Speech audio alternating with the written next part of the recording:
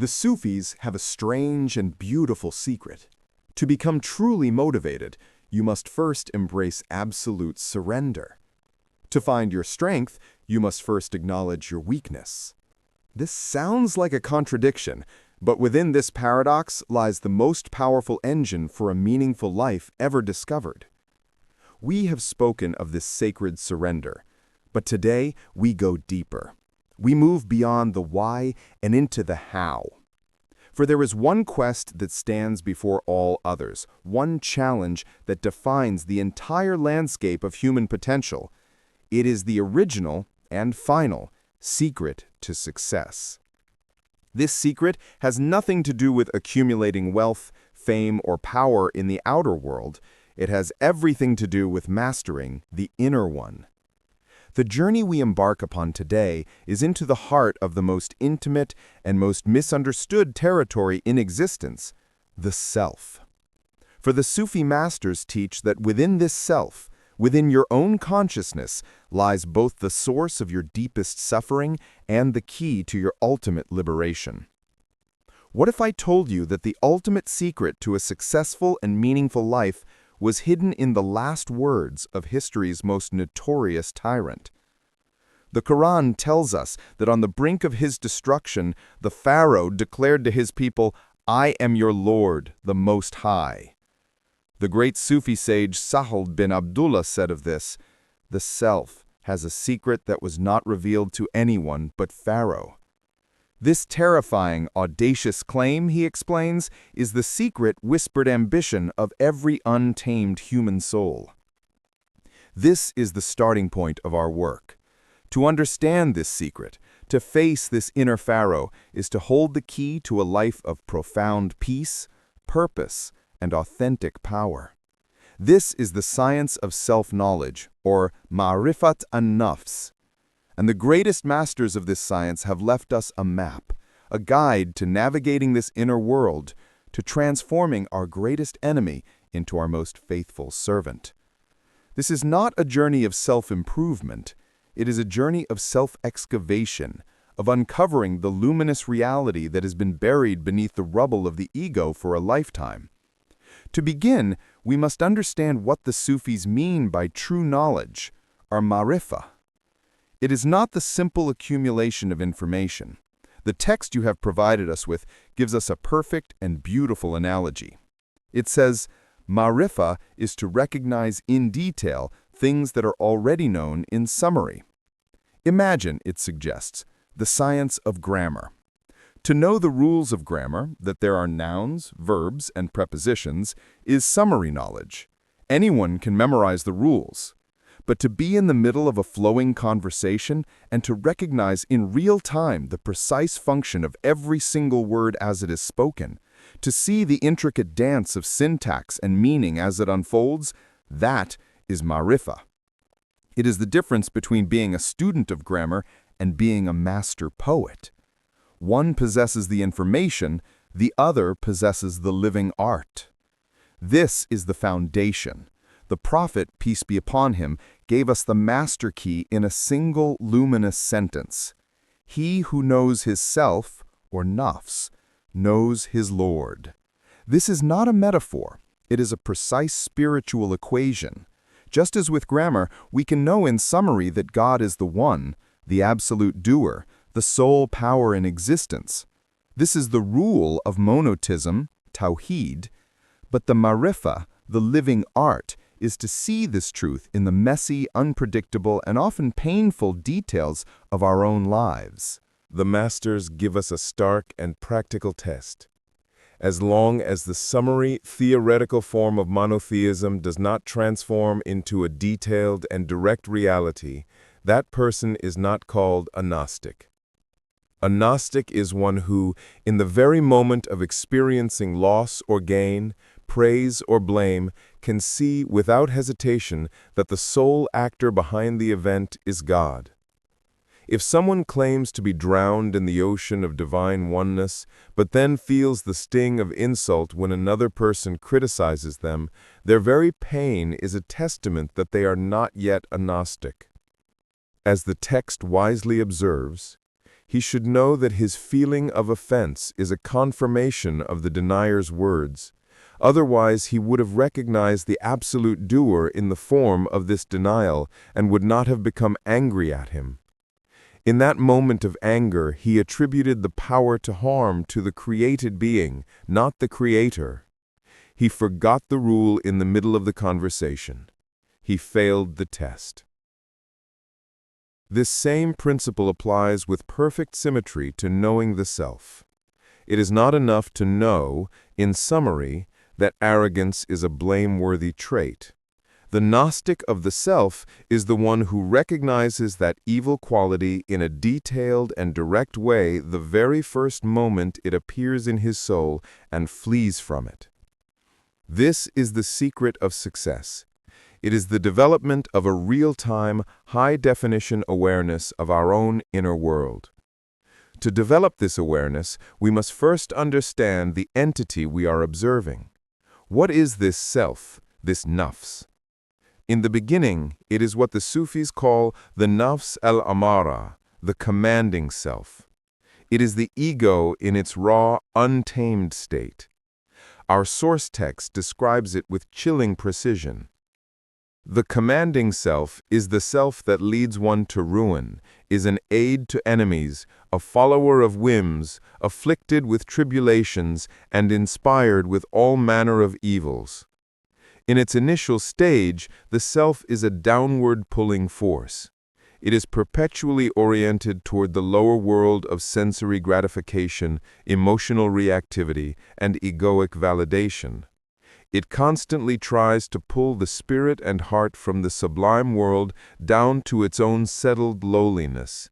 Satan plays the role of a town crier, striving to make its repugnant appearance beautiful. This commanding self is the inner Pharaoh. Its fundamental drive, its secret desire, is to be God. We recoil from this idea, but let us examine it honestly in modern terms. What does it mean to claim divinity? It means wanting to be the center of your own universe. It means, as the text states, the self constantly wants people to praise and commend it, to obey its commands and prohibitions, for everyone to love it, to fear it, and to be in need of its mercy, just as God Almighty desires these states from His servants. This is the root program of the ego. It wants ultimate control. It wants to be the author of reality. It wants all love to flow toward it and all power to emanate from it. When someone cuts us off in traffic, the rage that erupts is the fury of a thwarted God whose domain has been violated. When we are not given the recognition we believe we deserve at work, the resentment is the indignation of a God whose greatness has been overlooked. When a loved one does not meet our emotional needs, the pain is the wound of a God whose worshippers have been unfaithful. This is the pharaonic program running in the background of our consciousness, and it is the source of nearly all our misery. This core program of self-divinity manifests as a host of blameworthy traits or spiritual diseases. The physicians of the heart, the prophets and saints, have catalogued them for us, not to condemn us, but to give us the diagnostic tools for our own healing. The text lists 10 mothers of these diseases. Let us look at a few through the lens of our modern lives. The first is riya, or showing off, hypocrisy. The self, we are told, always tries to adorn itself in the eyes of people with things that they praise, even if those things are blameworthy in the sight of God. Is there a more perfect description of the engine of social media? We curate a beautiful facade, an image of success, happiness, and virtue, while hiding the messy, unadorned reality of our inner lives. The text provides a devastatingly powerful analogy. The example of this is like an old and ugly woman who adorns herself with beautiful and colorful clothes and puts on makeup. Although children might think she is beautiful, to the wise and mature, she appears even uglier. The ego's attempt to project a false image does not hide its ugliness from those with insight, it magnifies it. Another is ujb, self-admiration. This is the subtle poison of spiritual and moral pride. The self constantly looks at the beauty of its own attributes and examines its own states with an eye of contentment and glorification. If it does a small good deed for someone, it magnifies it, remembers it for years, and feels the other person is indebted to it. But if it receives immense goodness from others, it minimizes it and quickly forgets. The prophet warned that this is one of three things that destroy a person's thinking highly of himself. It is the spiritual equivalent of admiring one's reflection in a puddle, oblivious to the vast starry sky above. Then there is hirs, or greed. This is not just for material things, it is the insatiable hunger for more experience, more pleasure, more validation. The self desires various and perpetual sensual pleasures and does not observe the limit of moderation.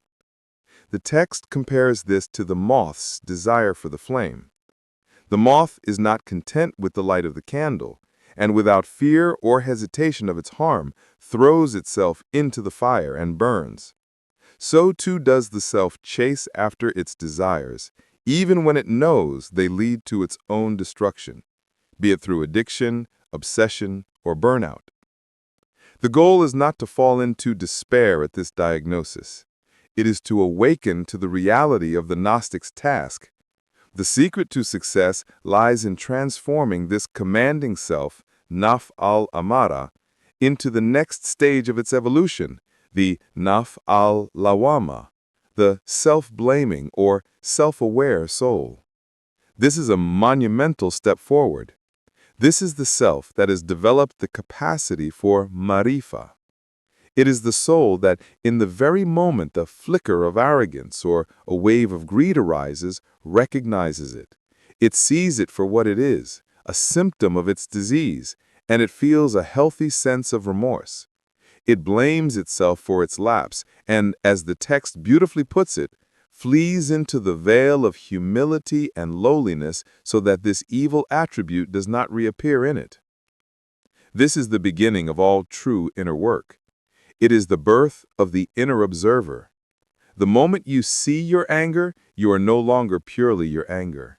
There is the anger, and there is the one who sees the anger. In that space, freedom is born. The ultimate goal of this process is to arrive at the final station, the Nafs al-Mutmaina, the tranquil soul. This is the soul at peace, the self that has ceased its internal war. Its pharaonic desire for control has been replaced by a deep and abiding surrender to the flow of divine decrees. Its resistance has turned to acceptance, its displeasure to contentment. It has finally understood that its own frantic efforts to be God were the very source of its suffering. And in letting go of that impossible burden, it finds a peace that surpasses all understanding. The path from the commanding self to the tranquil self is the entire drama of the spiritual journey. And the secret to traversing it successfully is the consistent, moment-to-moment practice of marifa. It is a process of killing the self, as the mystic Abu Yazid said, so that we may be wrapped in the shroud of mercy and buried in the ground of honor. Or, as Selbin al-Abdullah taught, the more a servant buries his self in the layers of the earth, the more his heart ascends to the divine throne. This burying is not self-hatred. It is the burial of the pharaonic illusion. It is the constant, compassionate act of recognizing the ego's false claims and gently, firmly turning away from them and toward reality. Now, let us bring this ancient science into the laboratory of your own immediate experience. I invite you to undertake a simple, powerful contemplative exercise in marifa. Close your eyes for a moment and let your breath be your anchor. I want you to recall a recent moment when you felt a negative emotion, a moment of irritation, anger, jealousy, or anxiety. Don't judge it, just bring a specific, recent memory into your mind's eye. Relive it for a moment. Feel the emotional charge in your body. Now, instead of focusing on the external trigger, the person who said the thing, the event that happened, I want you to become an inner detective. Perform a Sufi replay. Ask yourself which part of my Nafs was activated. Was it the inner Pharaoh? Was my desire for control thwarted? Did I feel my divinity was challenged because things were not going my way? Was it riya? Was I upset because my image in the eyes of others was threatened? Was it ujb? Was my self-admiration wounded by criticism? Was it hasad? Was I feeling the sting of envy at someone else's good fortune? Was it bukhl, miserliness? Was I afraid of losing something, be it money, status, or even affection? Do not blame yourself for what you find. The goal is not condemnation. The goal is marifah. Simply see it. Name it to yourself gently. Ah, there it is. That was the sting of arrogance. I see it now. That was the fear of losing control. The very act of seeing this, of recognizing the program as it runs, is the secret of success. In that moment of clear seeing, you are practicing the science of the Gnostics. You are activating your Nafs al-Lawama, your self-aware soul. You are creating a space between the impulse and your identity. And in that sacred space, you are no longer a slave to the machine. You are stepping into your true nature as a conscious, free, and observing heart.